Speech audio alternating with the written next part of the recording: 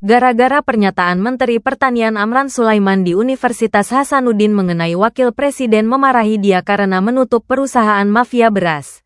Akhirnya Gibran menuai perundungan di berbagai media massa, khususnya di media sosial melalui akun-akun yang memang diketahui sebagai pembenci Jokowi dan keluarganya.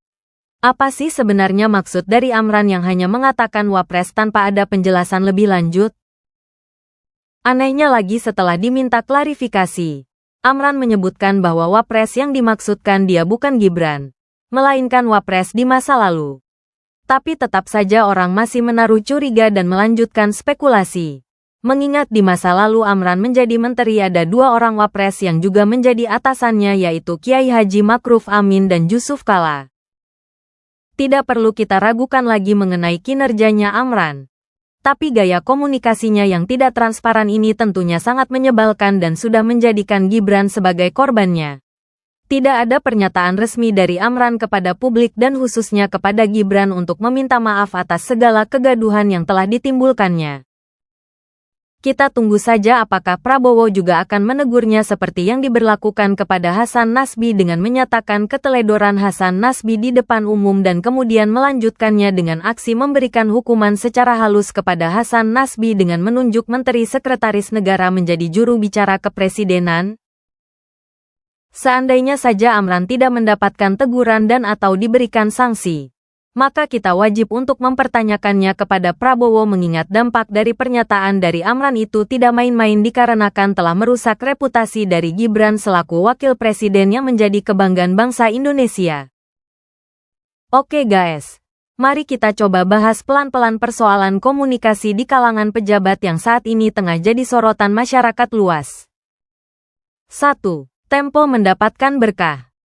Dampak dari pernyataan Hasan Nasbi yang menyatakan bahwa kepala babi yang dikirimkan ke Tempo untuk dimakan saja sama sekali tidak merugikan Tempo.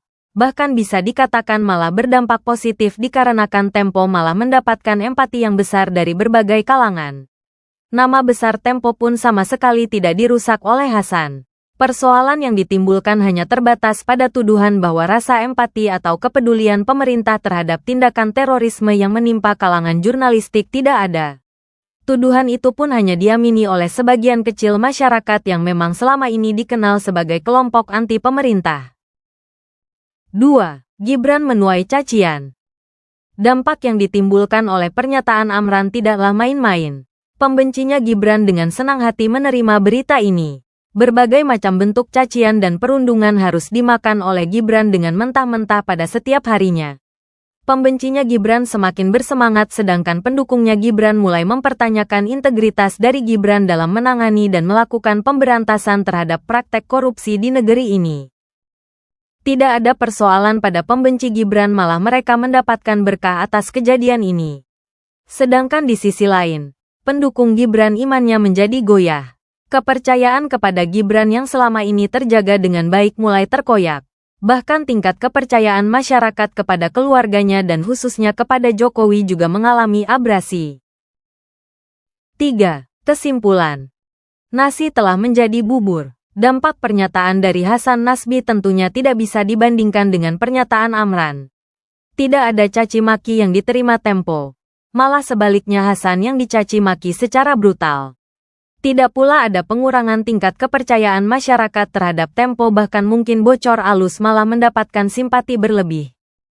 Semua berbanding terbalik dengan apa yang harus diterima oleh Hasan dan Gibran. Mereka berdua sama-sama mendapatkan caci maki yang bertubi-tubi. Dari sisi Amran kinerja disanjung dan ditinggikan di sana-sini. Bahkan di kalangan kelompok anti pemerintah pun juga ikut memujinya dalam rangka untuk mengkerdilkan kinerja dari Gibran. Wah! Serem juga yak dampak dari pernyataannya si Amran. Jadi bila mana tidak ada sanksi yang diberikan Prabowo kepada Amran, maka apakah salah jika saya menduga bahwa mungkin pernyataan dari Amran ini memang sudah mendapatkan restu dari Prabowo? Siapa yang dapat menduganya?